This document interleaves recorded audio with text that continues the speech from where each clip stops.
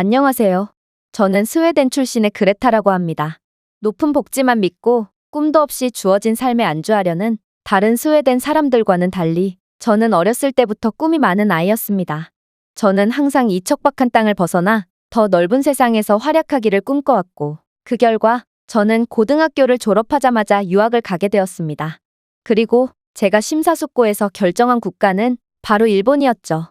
사실 저는 미국이나 서유럽 같은 국가로 가고 싶었지만 부모님께서는 그곳은 너무 위험하다며 반대하셨고 어쩔 수 없이 차선으로 일본을 고른 것인데요. 물론 일본이 선진국이긴 하지만 그 정도까지는 아닌 것 같았는데 부모님은 이상하리만큼 일본을 고평가했고 저는 부모님의 결정에 따를 수밖에 없는 입장이었죠. 부모님께서는 자신들이 어렸을 적에는 일본이 무척이나 잘 나갔다며 사람들도 친절하고 경제도 몹시 발전한 곳이니 일본에서 열심히 공부한다면 좋은 기회를 얻을 수 있을 거라 말씀하셨는데요. 부모님이 그렇게까지 말씀하시니 뭔가 일본이 대단해 보이기도 했고 그렇게 저는 희망에 찬 채로 일본으로 떠나게 되었습니다. 일본의 첫인상은 부모님께서 말씀하신 것과 비슷했습니다. 새로 만난 일본인 친구들은 제게 살갑게 대해줬고 도시도 꽤나 발전된 것처럼 보였거든요. 하지만 이런 일본에 대한 호감은 얼마 가지 못했습니다. 저는 곧 일본인 친구 집에서 홈스테이를 하게 되었고 그녀의 집에서의 경험을 통해 저는 일본 서민층들의 현실을 알고 일본은 겉만 그럴듯한 국가구나를 느꼈거든요. 그녀의 집에는 딱 봐도 20, 30년은 된 오래된 가전제품들이 즐비했고 그마저도 전기세를 아껴야 하는지 삶에 필요한 최소한의 제품들만 사용되고 있었습니다. 그리고 한 번은 이들이 목욕물을 계속 받아두길래 저는 도대체 왜 사용한 물을 버리지 않는 거냐고 물어보게 되었는데요. 그러자 그녀는 이 목욕물로 가족들이 돌아가면서 전부 사용한 뒤 버린다는 충격적인 대답을 했고 저는 일본의 이런 처참한 현실에 엄청난 충격을 받고 말았죠. 일본인들은 정말 자신들이 잘 나갔을 때인 30년 전과 똑같은 모습으로 아직까지 살고 있던 것입니다. 이렇듯 일본에 대한 환상이 깨지게 된 저는 일본의 현실에 대해 객관적으로 마주하게 되었죠. 그런데 어느샌가부터 그렇게나 친절했던 일본 친구들이 저를 투명인간 취급하고 학과 내의 중요 전달사항도 제게만 전해주지 않기 시작하더군요. 저는 나중에서야 일본 학생들이 저를 왕따시키고 있다는 것을 깨달았는데요. 그 이유가 정말 가관이었습니다. 저는 이들과 영어로 대화할 때 형편없는 일본식 영어 발음을 도저히 못 알아들었고 일본 학생들에게 양해를 구하며 여러 번 되묻곤 했는데요. 이걸 무례하다고 여긴 일본인들이 저를 따돌림시킨 것이었거든요. 저는 정말 상상치도 못했던 이들의 좁은 속내에 할 말을 잃고 말았습니다. 그나마 친했던 미국인 유학생 친구가 말해주지 않았다면 저는 그 이유를 평생 몰랐을 테죠. 심지어 그녀가 보여준 저만 쏙 빼고 개설된 단체 연락방에는 저에 대한 극악무도한 욕설과 비방이 가득했고 저는 일본인들의 앞뒤가 다른 모습에 정말 학을 떼고 말았습니다. 그러나 그 무엇보다도 소름 끼쳤던 일은 따로 있었습니다. 이들은 옆 나라인 한국을 엄청나게 비방해댔다는 것인데요. 일본인들은 수십 년 전에 한국 노숙자들의 사진과 영상들을 돌려보며 이게 한국의 실체라고 주장했고 한국 시골 마을의 오래된 아파트 영상들을 가져와서 한국인들은 너무 가난해서 평생 동안 고기 한 번 못 먹어본 사람들도 많다고 주장했죠. 또한 일본인 교수들조차 한국은 다케시마를 불법 점거하고 있는 파렴치한이라고 말하며 한국 이야기만 나오면 이성을 잃곤 했습니다. 이 외에도 일본인들은 일상생활을 하면서 은연중에 한국을 무시하고 깔봤는데요. 웃긴 건 이들은 모이면 한국을 뒷담하느라 바빴지만 흩어지면 다들 한국 드라마 등의 한국 콘텐츠를 시청했다는 거예요. 실제로 밥을 혼자 먹을 때나 공터에서 혼자 사색을 즐기는 일본인 학생들을 보면 이들은 꼭 휴대폰으로 한국 드라마를 시청하고 있었죠. 어쨌든 이들은 한국은 몹시 가난해서 밥도 못 먹고 살며 그나마 한국 드라마는 인정해주겠다는 발언을 서슴지 않았고 일본에서 3일을 겨우 지낼 만한 생활비로도 한국에서 한 달은 거뜬히 보낼 수 있을 정도로 한국의 경제력은 형편없다고 주장했습니다. 저는 한국도 꽤나 선진국임을 알고 있었지만 이들의 지속된 비하에 세뇌되어 점차 저도 모르게 한국은 가난한 국가라고 생각하게 되었죠. 그리고 마침 일본인들에게 실망하고 학을 떼던 참이었기에 이번 방학을 맞아서 한국을 한번 가보기로 했습니다. 일본인들의 말대로 한국이 그렇게나 가난하고 물가도 저렴한 곳이라면 부모님께서 보내주신 생활비로도 충분히 한국 여행을 즐길 수 있을 거라 생각하면서 말이죠. 그렇게 저는 한국으로 힐링 여행을 떠났습니다. 그리고 당연히 한국 물가는 저렴할 거라 생각했기에 그냥 눈에 보이는 고깃집 아무 곳이나 들어갔죠.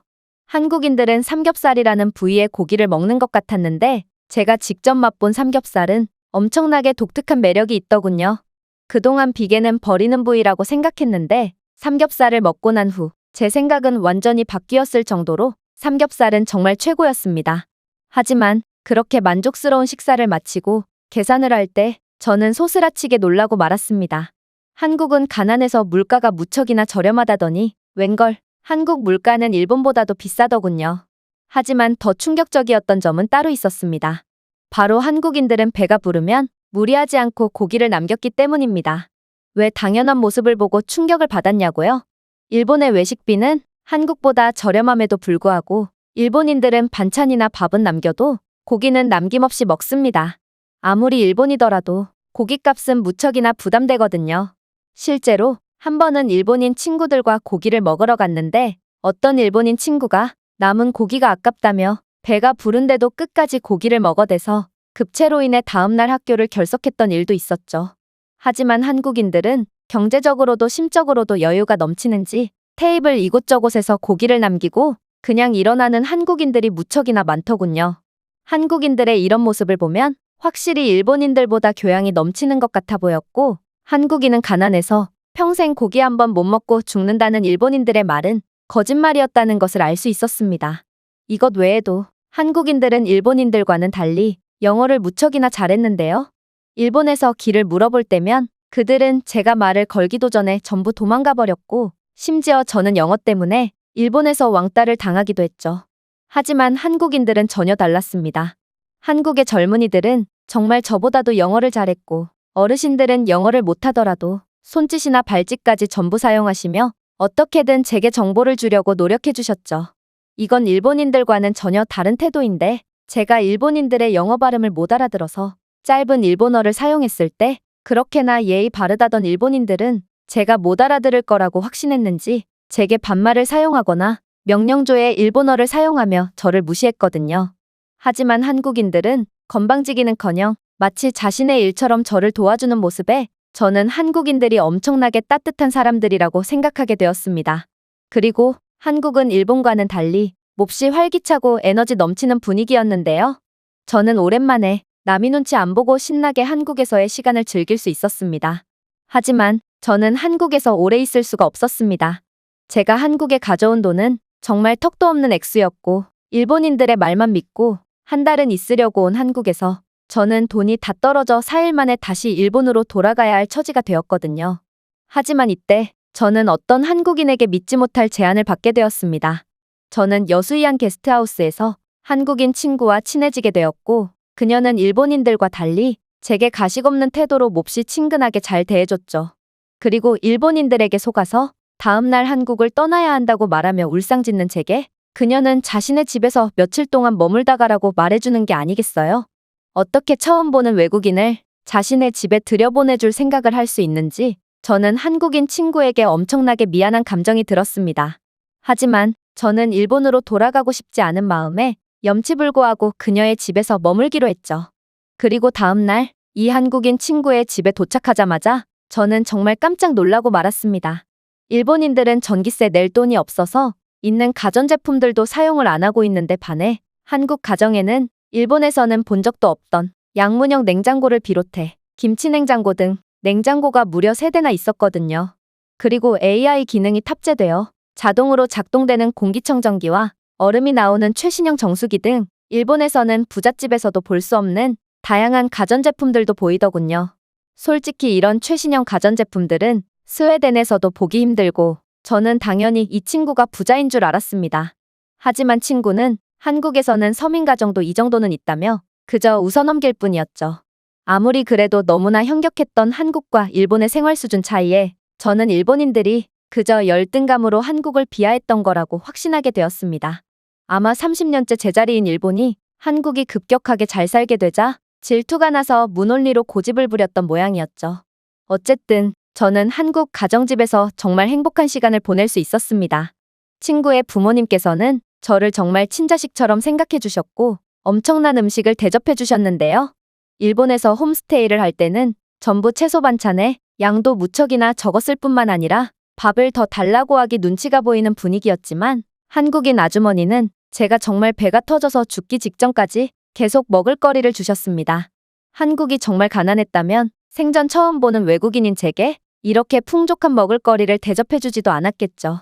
그리고 제 한국인 친구에게 일본에서 겪은 일들을 말해주니 정작 한국인들은 일본에 관심도 없더군요. 한국인들은 일본은 거들떠도 안 보고 미국이나 서유럽 강대국들을 경쟁 상대로 여기는 듯 했습니다. 일본은 한국에 대한 열등감과 자격지심으로 차 있었다면 한국은 여유롭게 승자의 미소를 보여주고 있는 듯 보였죠. 그렇게 그녀의 집에서 꿈만 같은 5일을 더 보낸 저는 그녀의 가족에게 인사를 한 뒤 일본으로 돌아가기로 했습니다.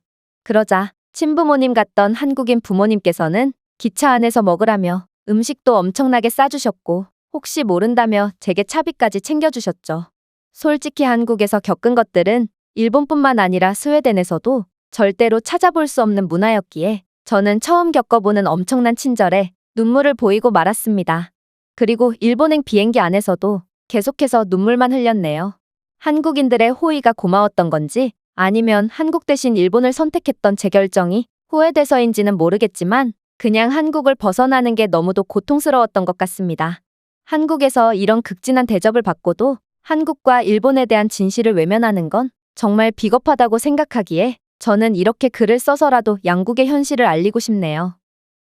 이 외국인의 글은 여기까지입니다. 생각과는 달랐던 한국의 모습에 충격을 받았던 스웨덴 여성의 사연이었습니다. 제가 준비해온 내용은 여기까지입니다.